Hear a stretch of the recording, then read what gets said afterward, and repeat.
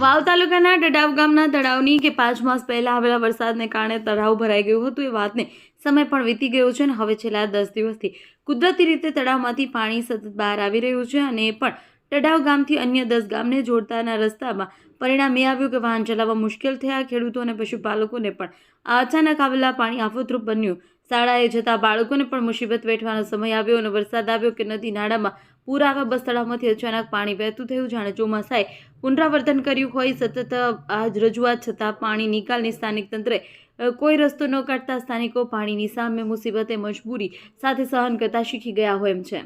હા, ભલાભાઈ બોલું ઉમેદપુરાથી.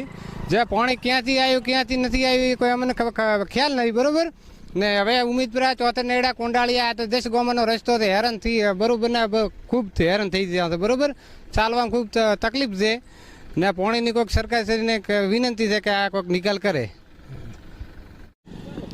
તમારું નામ શું છે? મારું નામ જેતસિંહભાઈ ગુંભાભાઈ રબારી ઉમેદપુરા. જેતસિંહભાઈ, આજે પાણી છે, રોડ ઉપર પાણી આવ્યો, વરસાદ નથી, તો આ પાણીને લઈને શું કહેશો?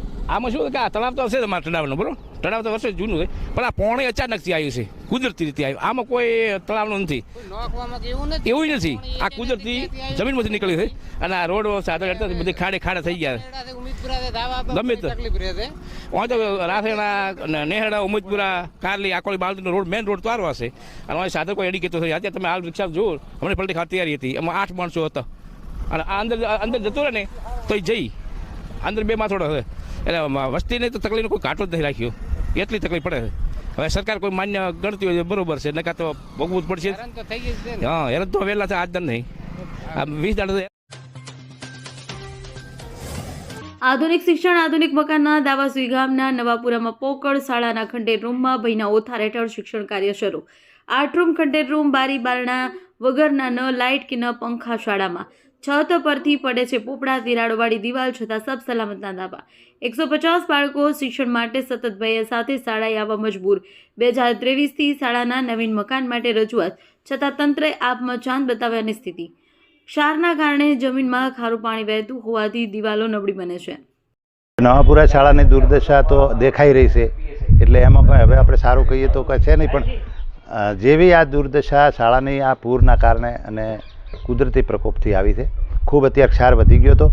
એટલે જેવી અમે સરકારને બિલ્ડિંગ માંગવાની વાત કરી, એટલે સરકારે અમારી વાત સાંભળીને બિલ્ડિંગનું ટેન્ડર પાડી, ટેન્ડર પણ એજન્સીને મળી ગયું છે અને મંજૂર થઈ ગયું છે. પણ આ વખતે વધારે વરસાદ થવાથી વધારે પૂર પાણીથી મેદાનની વધારે હાલત કથળી, એટલે જે પાયાનું સ્ટ્રક્ચર સુધારવા માટે મૂક્યું હતું એ સુધરીને પણ આવી ગયું છે અને હાલ છેલ્લે 1 અઠવાડિયામાં કામ ચાલુ થઈ જશે એવા અમને હૈયાધારણા આપી છે. તો હવે અઠવાડિયામાં કામ ચાલુ થઈ જાય અને વ્યવસ્થિત મકાન બને અને આ મેદાનને સુધારો કરી અને સારું બિલ્ડિંગ બનાવે એવી અપેક્ષા છે. બીજું કે બાળકોને બેસવા માટે તકલીફ છે, પણ તકલીફો વચ્ચે આ વિસ્તારમાં જન્મેલા બાળક છે, એટલે પ્રાર્થનાના ખુલ્લા ઓપન શેડ છે, ઓપન શેડમાં બેસે છે. 2 પતરાવાળા રૂમ છે, બીજા 3 સિન્ટેક્સના રૂમ છાંયડાવાળા છે.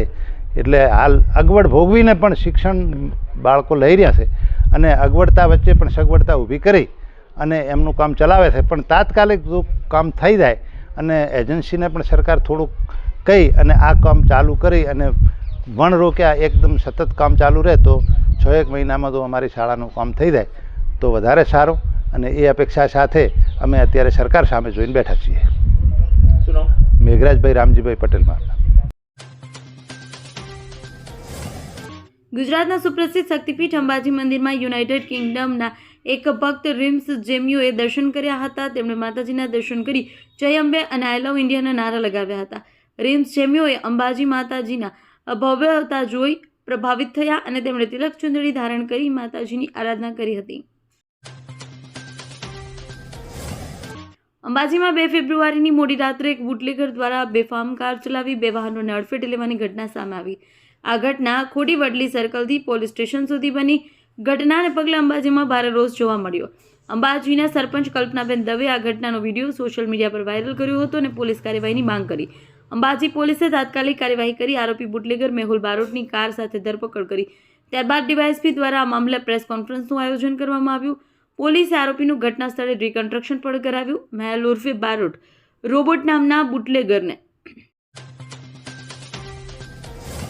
રાજ્ય સરકારના મહિલા અને બાળ વિકાસ વિભાગ દ્વારા આંગણવાડી કેન્દ્રોને વધુ સુદૃઢ, સુરક્ષિત અને આધુનિક બનાવવાના હેતુથી 16 જાન્યુઆરીથી 16 ફેબ્રુઆરી દરમિયાન સમગ્ર રાજ્યમાં આંગણવાડી નવીનીકરણ ઝુંબેશ હાથ ધરવામાં આવી છે.